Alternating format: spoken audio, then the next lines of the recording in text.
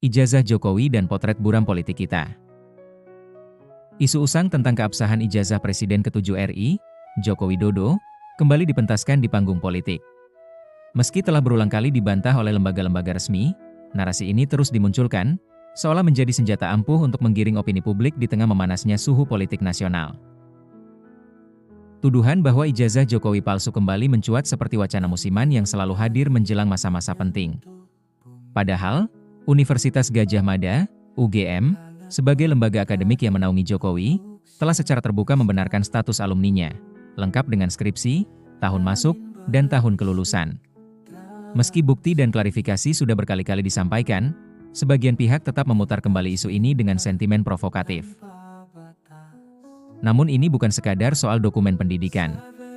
Ini adalah gejala dari krisis yang lebih dalam, kegagalan sebagian elit politik dan masyarakat dalam menjalankan demokrasi dengan cara yang sehat dan bermartabat. Ketika politik kehilangan arah. Di era digital seperti sekarang, informasi mudah diakses. Tapi anehnya, klarifikasi resmi justru kerap tenggelam oleh narasi insinuatif yang tidak berdasar. Prinsip hukum yang menyatakan bahwa siapa yang menuduh harus membuktikan, seolah kehilangan tempat. Tuduhan tanpa bukti hanya menghasilkan fitnah, bukan kritik. Ironisnya, di tengah kemudahan akses informasi, justru logika politik sering berjalan bertolak belakang dengan logika hukum dan etika. Sosial media menjadi panggung subur bagi isu-isu murahan, menyingkirkan substansi dan menggantinya dengan serangan pribadi.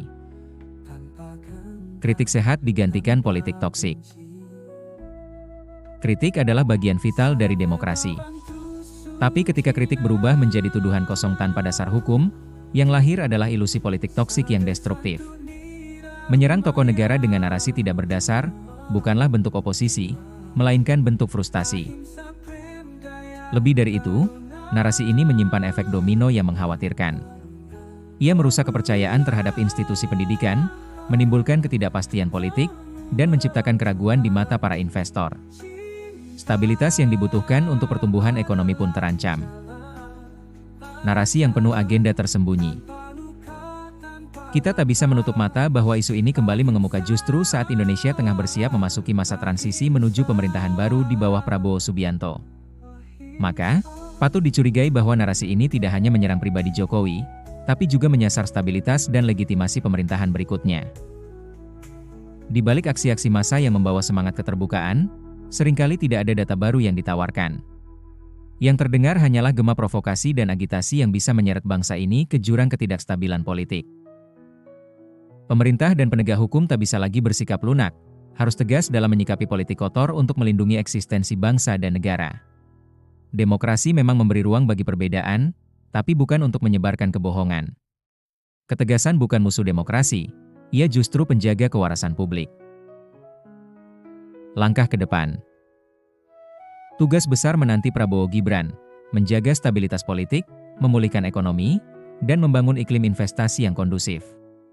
Untuk itu, segala bentuk disinformasi harus ditangkal dengan langkah hukum yang tegas dan edukasi publik yang menyeluruh. Yang lebih penting, elit politik dari semua kubu perlu duduk sejenak untuk bercermin. Negeri ini punya segudang persoalan nyata, kemiskinan, kualitas pendidikan, hingga krisis iklim. Mengapa energi kita justru dihabiskan pada drama-drama politik yang dangkal? Sudah saatnya kita keluar dari pusaran politik yang hanya menguntungkan segelintir elit. Demokrasi sejati seharusnya menjadi arena adu gagasan, bukan ajang lempar fitnah. Kalau bukan sekarang, kapan lagi?